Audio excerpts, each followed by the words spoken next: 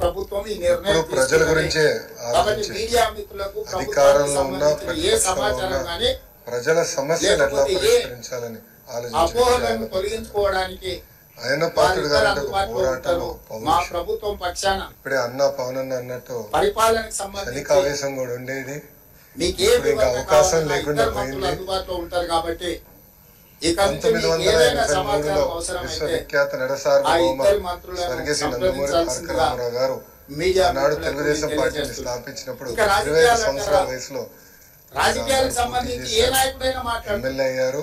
ఏ మంత్రి ఆనాడు భారతదేశంలోనే సెకండ్ యంగెస్ట్ ఎమ్మెల్యేగా ప్రభుత్వం పరిపాలనకు సంబంధించి నిలబడ్డారు. నిర్దిష్టంగా 25 సంవత్సరాల వయసులో స్పందిస్తారు. కూడా మిగతా విషయాలు 7 సార్లు వాళ్ళ శాఖలకు సంబంధించిన ఎంపీగా వివరాలు గాని మీకు అందిస్తారు. 7 సార్లు ఒకే నియోజకవర్గం నర్సీపట్నం నియోజకవర్గం ఏ అదృష్టం చేసుకుందో నాకు తెలియదు కానీ 7 సార్లు కూడా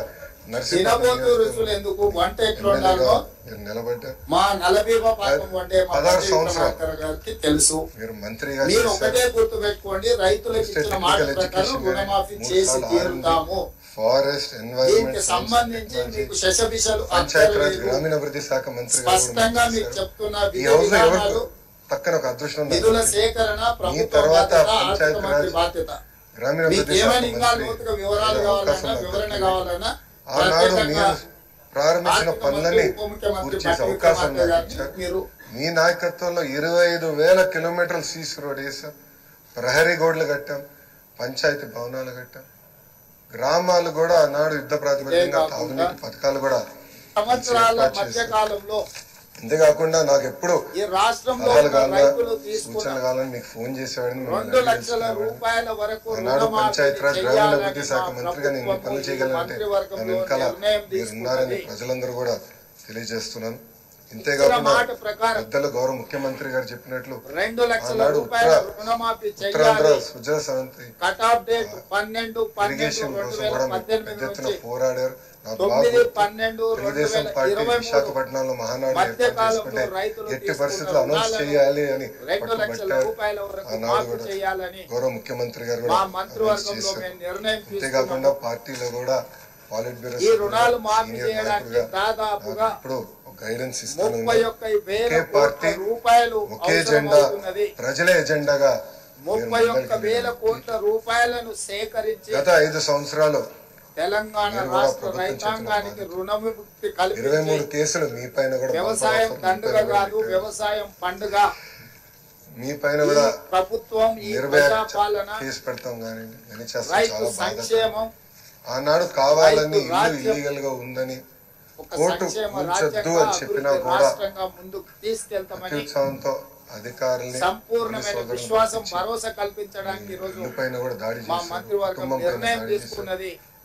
ఆ ప్రకారం ఏకతాటిగా 2 అబ్బాయిలు కూడా బాధితులై 2 లక్షల రుణమాఫీ చెయ్యాలని ఆనాడు నేను నర్సీపట్నం నిర్ణయం తీసుకున్నాం. కుటుంబాన్ని కలిసినప్పుడు వాళ్ళని ఒకటే రుణమాఫీ ₹1,00,000 మీ అవసరం రాష్ట్రానికి ఉంది, ఏం పర్వాలేదు, ఆయన పాత్రుడు గారు పోరాడతారు, ఎక్కడికి వెళ్ళరు, అందరు కార్యకర్తలు తల్లి కూడా నాకు చెప్పడం జరిగింది. రైతులను వ్యవసాయాన్ని సంక్షోభం వైపు నెట్టేసి రైతుల రాజకీయాలు చూసి కారణమైంది.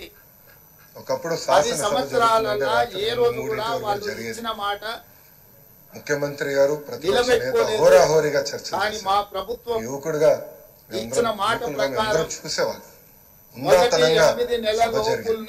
ఎవరన్నా స్పీడ్ గా మాట్లాడినా 2వ రోజు సభకు వచ్చి స్పీడ్ గా మాట్లాడడం క్షమించండి అని కూడా కోరిన రోజులు అందరం చూసాం.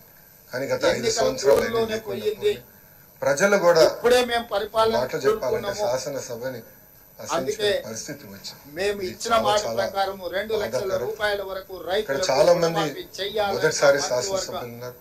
మీ నాయకత్వం నేర్చుకోవడానికి మేము హౌస్ సామాజిక బాధ్యతతో సభ సాంప్రదాయాలు ఎలా ముందలు తీసుకెళ్ళి మమ్మల్ని అందరినీ గైడ్ చేయండి. యంగ్స్టర్స్ గా గతంలో ఎట్లయితే సభ జరిగేదో పెద్దలు ఎలా ఈ సభని నిర్వహించారో నేర్చుకున్న ఆలోచనతో మేమందరం ఇక్కడికి వచ్చాం. మీ ప్రోత్సాహం ఎప్పుడు మాకు ఉండాలని మిమ్మల్ని అందరినీ రైతు భరోసా వారిని నేను కోరుతున్నాను. రైతు భరోసాకు సంబంధించి కాకుండా మాకు నాయకత్వం పలువలుగా మాట్లాడుకుంటున్నారు. లీడర్షిప్ ఇవ్వండి. రకరకాల చర్చలు జరుగుతున్నాయి. మేమందరం అనర్హులకు ఒకరంటారు, నేషనల్ హైవేలో రోడ్లు వేసిన వారు ముఖ్యమంత్రి గారు మంత్రులు కలిసినప్పుడు టాటాలకు బిర్లాలకు ఇచ్చిందని మరొకరంటారు. ప్రతిపక్ష హోదా శ్రీమంతులు జూబ్లీస్ లో నివసించే ఫామ్ హౌస్ ఓనర్లకు రాకపోయినా చంద్రశేఖరరావు గారి ఫామ్ హౌస్ నిలబడాలి, ప్రజల తరపున పోరాడాలి, భరోసా కింద ప్రజల సమస్యలు తెలుసుకోవాలి, ప్రజలు కావాల్సిన చట్టాలు కాబట్టి మనం తీసుకురావాలి. మేము 4 గోడల మధ్యలో మా మంత్రివర్గమే కూర్చొని మేమే మాట్లాడుకొని మేమే విధి విధానాలు ఖరారు చేసి ఏదో నిర్ణయాలు తీసుకోవాలన్న ఆలోచన మాకు లేదు.